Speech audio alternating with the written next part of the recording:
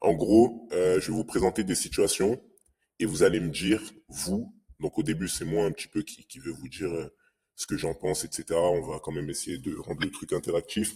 Et après, je vais vous présenter des situations et à chaque fois, on va essayer de switcher un peu, mais il faudra qu'il y ait quelqu'un qui puisse me dire ce qu'il aurait répondu si jamais la situation elle se présentait à lui. Comme ça, on va voir un petit peu ce qui est bien, ce qui est pas bien, ce qu'on peut corriger, etc. Donc, euh, donc voilà. Du coup, pour démarrer, donc comment gérer les clients difficiles? Tu vas avoir des types de clients en veux-tu, en voilà. Il y a des mecs qui sont un petit peu fous. Je pense que vous l'avez déjà remarqué. Donc, franchement, il y a pas une situation qui se représente. Enfin, je veux dire, il y a toutes les situations qui peuvent se présenter plusieurs fois, mais toutes les situations peuvent également être ultra différentes.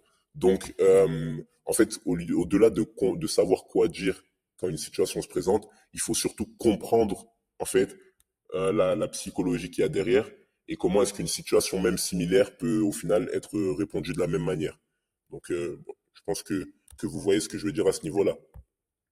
Le premier type de client dont je voulais parler, c'est le client qui va, entre guillemets, tester les limites de la modèle. Ça, c'est un truc qui revient souvent. Euh, c'est le gars qui va dire, ouais, vas-y, là, tu peux m'envoyer ça gratuitement et après, je t'envoie l'argent. Voilà, tu peux faire ça et ensuite, on verra. C'est le gars qui essaye toujours d'avoir ce pouvoir de domination sur la modèle et d'essayer d'avoir des trucs gratuits. Ok? Donc, ça, honnêtement, c'est un type de fan. Ça peut être un petit peu piège parce que parfois tu vas avoir des gars qui vont justement jouer à ça, qui vont dire oui, tu me le fais gratuit et après je paye, mais qui vont vraiment payer. Donc t'en as qui aiment avoir ce côté-là domination, mais tu vas en avoir aussi qui vont juste essayer de faire ça et au final il y aura rien derrière, ils vont jamais rien payer, ils vont jamais rien dépenser. Donc en fait, pour pouvoir répondre à ça, vous allez devoir mettre en place différentes choses.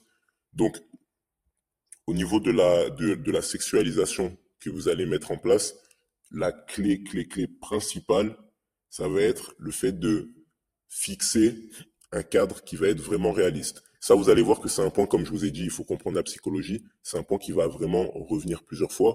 Pourquoi? Parce que le fait d'avoir un cadre qui va être réaliste, ça va justifier l'attente que vous allez avoir envers le fan.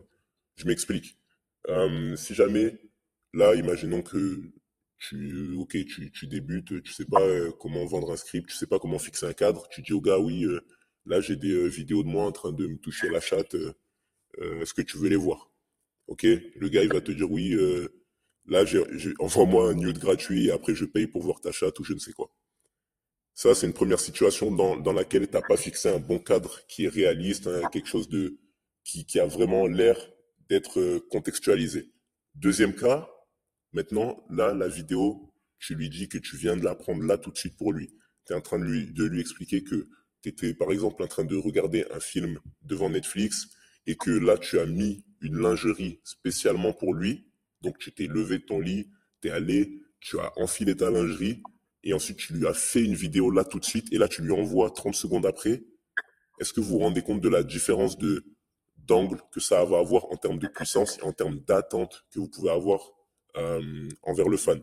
Donc ça va vraiment être un truc que vous devez avoir en tête parce que si jamais vous ne fixez pas ce cadre-là, en fait, c'est presque comme si vous donniez aux fans l'occasion de réagir comme ça. Ok? Donc ça, c'est vraiment le début du switch. Ok? Le deuxième point, ça va être le fait de le séduire. Pourquoi? Parce que là, quand lui, il est comme ça, le gars, il est en mode oui, envoie-moi gratuit et je te paye. Ça sert à rien d'y aller frontalement.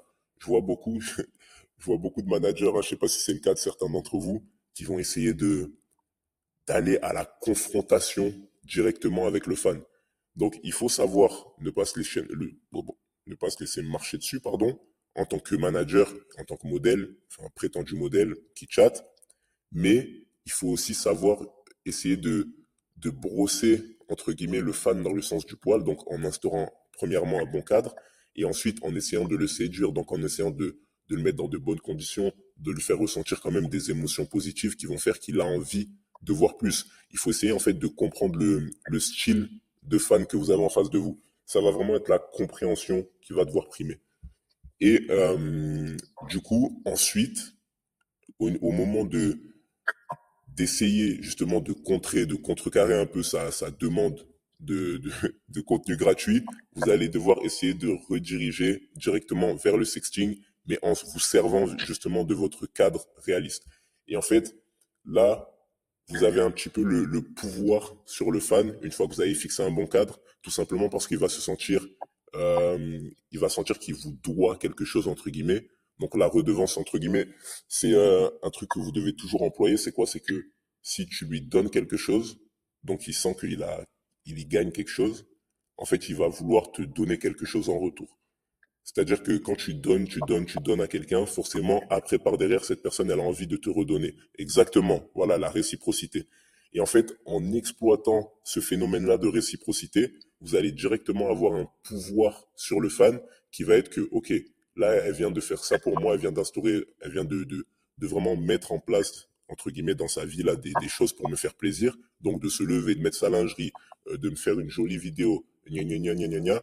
Là, il va se dire quoi? Il va se dire, OK, je peux payer pour ça. Je sais pas si vous voyez ce que je veux dire.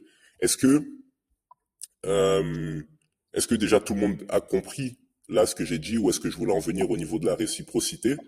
Est-ce qu'il y en a qui l'ont déjà mis en place? Dites-moi un petit peu là si s'il y en a qui l'ont déjà utilisé, s'il y en a qui l'ont jamais utilisé. Et si jamais vous aviez ce genre de fan là en face de vous, comment est-ce que vous auriez réagi? N'hésitez pas, faites pas les timides les gars. Ouais, les gars, pour ceux qui, comme d'hab, pour ceux qui peuvent pas parler, n'hésitez pas à écrire. Vous expliquez là. Et T'as les bugué ou gars, c'est moi? paradoxal. Je sais pas si j'ai bugué. Dites-moi si j'ai bugué. Les gars, si vous pouvez me dire si c'est encore moi qui bug ou si c'est Max qui a bugué. On m'entend bizarrement là. Ouais, moi ça a coupé. Ok, ok. Bref, tout ça pour dire que ouais, c'est un peu subtil ouais, c'est toi qui bug. C'est un peu subtil tout ce qu'on vous dit là. En fait, c'est paradoxal dans le sens où tout ce qu'on vous dit là, il faut que vous compreniez les principes.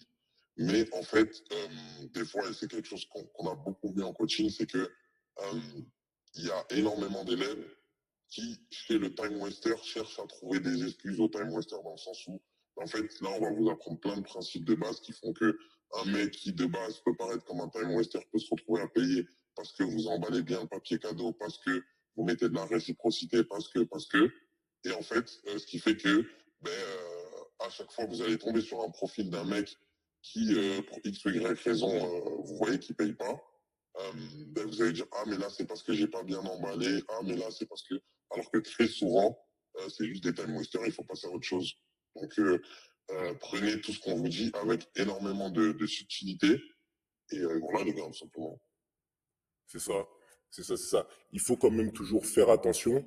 En fait, le but pour vous, c'est quoi? C'est d'essayer de comprendre la psychologie, de bien amener les choses à un maximum. Mais votre but, c'est aussi d'optimiser votre temps. Donc, si par derrière, vous voyez que le gars, il est vraiment compliqué et que, voilà, même en ayant mis en place les choses dont on vous parle ici, il prend pas, c'est que le gars, peut-être qu'il prendra au final jamais rien. Donc, il faut quand même, comme Max vient de dire, prendre tout ça avec des pincettes. Mais, quand même garder ça en tête pour pouvoir justement savoir comment réagir quand les situations vont se présenter à vous. Parce que au final, tu peux rapidement te retrouver à avoir des pertes d'argent, entre guillemets, donc de l'argent que tu vas pas réussir à percevoir tout simplement parce que tu n'as pas su répondre aux objections de ton fan. Donc, euh, donc ouais, faites attention à ça. Mais du coup, ouais, personne ne voulait réagir par rapport à ça, sinon je continue. Ou il y a quelqu'un qui avait maintenant, il existe des IA pour la qualification des fans qui sont efficaces pour ne pas perdre le temps des chatteurs. Après, le problème, c'est que je t'avoue qu'en fait, on est sur quelque chose, un domaine qui est super particulier. Donc nous, on s'est penché un petit peu sur le travail des IA actuels au niveau du chatting, etc. Mais le truc, c'est que très souvent, ça manque de subtilité, ça manque de la subtilité d'un humain qui va avoir vraiment la connaissance de tous ces leviers-là, qui va avoir la capacité d'être super naturel dans sa manière de parler, d'amener les choses, d'amener un contexte, ensuite de sexualiser. En fait, le problème, c'est que l'IA va être peut-être meilleure qu'un chatter médiocre, mais l'IA, elle va pas être meilleure qu'un bon ou un très bon chatter. Donc ça va être un petit Ouais, peu il y a ça la des trucs qui différence. passent à la trappe encore. Il y a encore des trucs qui passent à la trappe. Après,